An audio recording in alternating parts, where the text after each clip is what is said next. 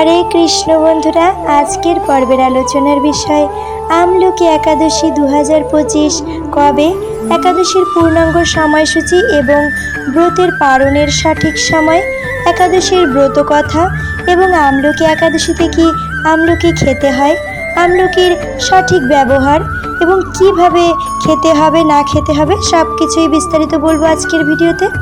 তবে মূল পর্বে যাবার আগে সকলের কাছে অনুরোধ, ভিডিওটি যদি ভালো লাগে অবশ্যই একটি লাইক করে চ্যানেলটি সাবস্ক্রাইব করে দেবেন। আর যারা অলরেডি সাবস্ক্রাইব করেছেন তাদের জানাই অসংখ্য অসংখ্য ধন্যবাদ এবং কমেন্ট বক্সে লিখুন জয় রাধা মাধব। চলে যাচ্ছি মূল পর্বে।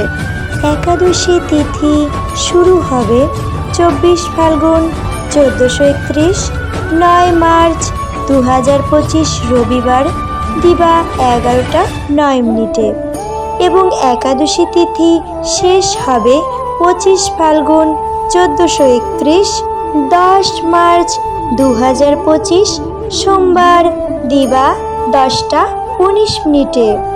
একাদশীর ব্রত পালন করতে হবে 25 ফাল্গুন 1431, 10 মার্চ 2025 সোমবার। একাদশী ব্রতের পালন করতে হবে 26 ফাল্গুন 1431, 11 মার্চ 2025 মঙ্গলবার 10টার মধ্যে। এবার পাঠ করছি আমলকি একাদশীর ব্রত মাহাত্ম্য। যুধিষ্ঠির বললেন, হে কৃষ্ণ, মহাফলদাতা বিজয়া একাদশীর কথা শুনলাম। এখন ফাল্গুন মাসের শুক্লপক্ষের একাদশী যে নামে বিখ্যাত তা বর্ণনা করুন। শ্রীকৃষ্ণ বললেন, হে মহাভাগ যুধিষ্ঠির, মান্ধাতার প্রশ্নের উত্তরে মহাত্মা বশিষ্ঠ এই একাদশীর মহিমা কীর্তন করেছিলেন। আপনার কাছে এখন আমি সেই কথাই বলছি। এই একাদশীর নাম আমলকি। বিষ্ণুলোক প্রদানকারী রূপে এই একাদশী বিশেষভাবে মহিমান্বিত। একাদশীর দিন আমলকি বৃক্ষের তলে রাত্রি জাগরণ করলে সহস্র গাভীদানের ফল লাভ হয়। হে পাণ্ডুনন্দন, পূর্বে ব্রহ্মার রাত্রিতে দৈনন্দিন প্রলয় উপস্থিত হলে স্থাবর জঙ্গম সহ দেবতা, অসুর ও রাক্ষস সব কিছুর বিনাশ হয়। তখন ভগবান সেই কারণ সমুদ্রে অবস্থান করেন। তার মুখপদ্ম থেকে চন্দ্রবর্ণের এক বিন্দু জল ভূমিতে পড়ে। সেই জলবিন্দু থেকে একটি বিশাল আমলকি বৃক্ষ উৎপন্ন হয়। এই বৃক্ষের স্মরণ মাত্র গোদানের ফল দর্শনে তাহার দ্বিগুণ আর ফলাভক্ষণে 3 গুণ ফল লাভ হয়। এই বৃক্ষে ব্রহ্মা, বিষ্ণু আর মহেশ্বর সর্বদা অবস্থান করেন।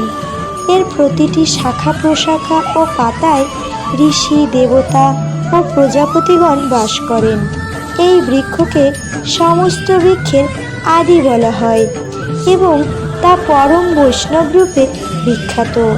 অতএব এই শ্রেষ্ঠ ব্রত সকলেরই পালনীয়। এখন এই ব্রতের এক অদ্ভুত ইতিহাস আপনার কাছে বর্ণনা করছি। প্রাচীনকালে বৈদিশ নামে এক প্রসিদ্ধ নগর ছিল। এই নগরে চৈত্ররথ নামে এক রাজা রাজত্ব করতেন। চন্দ্রবংশীয় পাশবিন্দুক রাজার পুত্ররূপে তিনি জন্মগ্রহণ করেন। তিনি অত্যন্ত শক্তিমান ও ঐশ্বর্যশালী ছিলেন। শাস্ত্রজ্ঞানেও তিনি ছিলেন সুনিপুণ। তার রাজ্যের সর্বত্রই মনোরম আনন্দপূর্ণ এক দিব্য পরিবেশ লক্ষ্য করা যেত। প্রজারা ছিলেন বিষ্ণু ভক্তি পরায়ণ। সকলেই একাদশী ব্রত পালন করতেন। তার রাজ্যে কোনো অভাব অমঙ্গল ছিল না। এইভাবে প্রজাদের নিয়ে রাজা চৈত্ররথ সুখী দিন যাপন করতে থাকেন। এক সময় ফাল্গুনী শুক্লপক্ষের দ্বাদশী যুক্ত আমলকি একাদশী তিথি সমাগত হওয়ায় রাজ্যের সকলেই এই ব্রত পালনে সংকল্প করলেন। ওই দিন প্রাতঃস্নানের পর প্রজাদের নিয়ে রাজা ভগবান শ্রী বিষ্ণুর মন্দিরে যান। সেখানে সুবাসিত জলপূর্ণ কলস, ছত্র, বস্ত্র, পাদুকা, পঞ্চরত্ন ইত্যাদি দিয়ে সাজিয়ে স্থাপন করেন। তারপর ধূপ দ্বীপ দিয়ে যত্ন সহকারে মুনি ঋষিদের দ্বারা শ্রী পরশুরাম মূর্তির সমন্বিত আমলকির পূজা করেন।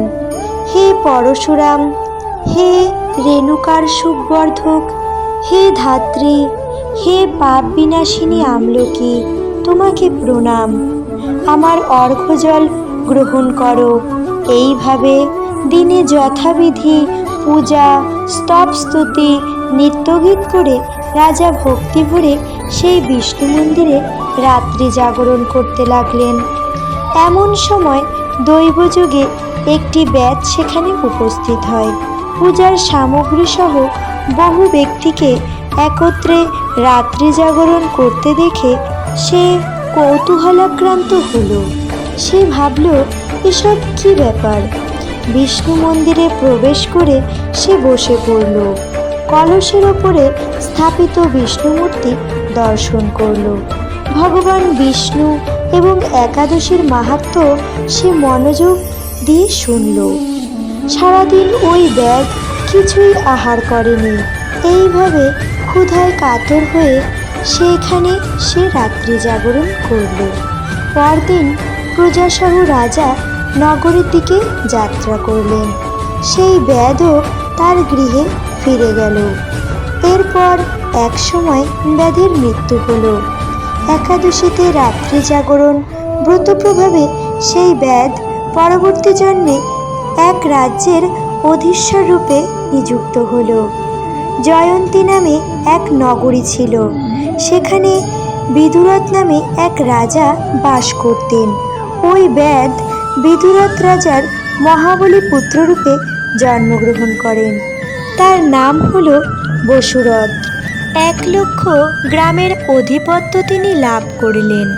তিনি ছিলেন সূর্যের মতো তেজস্বী, চন্দ্রের মতো কান্তিমান ও পৃথিবীর মতো ক্ষমাশীল।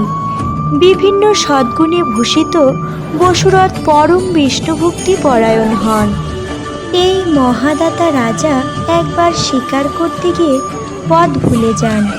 গভীর জঙ্গলের মধ্যে ক্ষুধায় পীড়িত হয়ে তিনি ক্লান্তিবশত শুয়ে পড়েন। এমন সময় কতগুলো পর্বত নিবাসী মেলেচ্ছ রাজার কাছে এসে নানাভাবে উৎপীড়ন করতে থাকে। রাজাকে তাদের শত্রু মনে করে তারা তাকে হত্যা করতে চেষ্টা করে। পূর্বে এই রাজা আমাদের পিতামাতা, পুত্র পৌত্র সবাইকে মেরে ফেলেছে, আমাদের গৃহছাড়া করেছে। এই রকম বলতে বলতে মেলেচ্ছরা রাজাকে হত্যা করতে উদ্যত হয়। তারা বিভিন্ন অস্ত্রশস্ত্রে তাকে আঘাত করতে থাকে, কিন্তু আশ্চর্যের বিষয় তাদের সকল প্রচেষ্টা ব্যর্থ হয়। রাজার কোনো ক্ষতি তারা সাধন করতে পারেনি। তখন রাজার শরীর থেকে নানা অলঙ্কারে বিভূষিতা এক পরম সুন্দরী স্ত্রী মূর্তি আবির্ভূত হন। মহাশক্তিধারিণী ওই নারী অল্প সময়ের মধ্যেই সকল পাপী মিলেচ্ছকে নিধন করল। রাজার নিদ্রাভঙ্গ হলো। এই ভয়ানক হত্যাকাণ্ড দেখে রাজা অত্যন্ত বিস্মিত হলেন। তিনি বলতে লাগলেন, আহা, আমার শত্রুদের হত্যা করে কে আমার প্রাণ রক্ষা করল? এমন কৃপালু কে আছে? আমি তার প্রতি আমার কৃতজ্ঞতা প্রকাশ করছি। এমন সময় দৈববাণী হলো, ভগবান কেশব ব্যতীত শরণাগতকে রক্ষা করবার আর কে আছে? তিনি শরণাগত পালক। দৈববাণী শুনে তিনি ভক্তিযুক্ত চিত্তে গৃহে ফিরে এলেন। তারপর প্রজাসহ মহাসুখে ইন্দ্রের মতো নিষ্কণ্টক রাজ্য ভোগ করতে লাগলেন। বশিষ্ঠ বললেন, হে রাজন, যে মানুষ এই পরম উত্তম আমলকি একাদশী ব্রত পালন করেন তিনি নিঃসন্দেহে বিষ্ণুলোক প্রাপ্ত হন। হরে কৃষ্ণ। এই পবিত্র আমলকি একাদশীর দিন আমলকি বৃক্ষতলে রাত্রি জাগরণ, আমলকি গ্রহণ, আমলকি দান, এমনকি আমলকির বৃক্ষের চিন্তনও পুণ্যময়। তাই অবশ্যই এই দিন একটি অন্তত আমলকি গ্রহণ করার চেষ্টা করুন এবং সর্বপ্রথমে সেই আমলকিটি ভগবানকে নিবেদন করুন এবং ভগবানকে নিবেদন করার পর প্রসাদ রূপে আমলকিটি নিজে গ্রহণ করুন এবং পরিবারের সকলকে প্রসাদ বিতরণ করুন। সকলকে আমলকি একাদশী ব্রত রাখার অনুরোধ জানিয়ে আজকের ভিডিও এখানেই শেষ করছি। হরে কৃষ্ণ।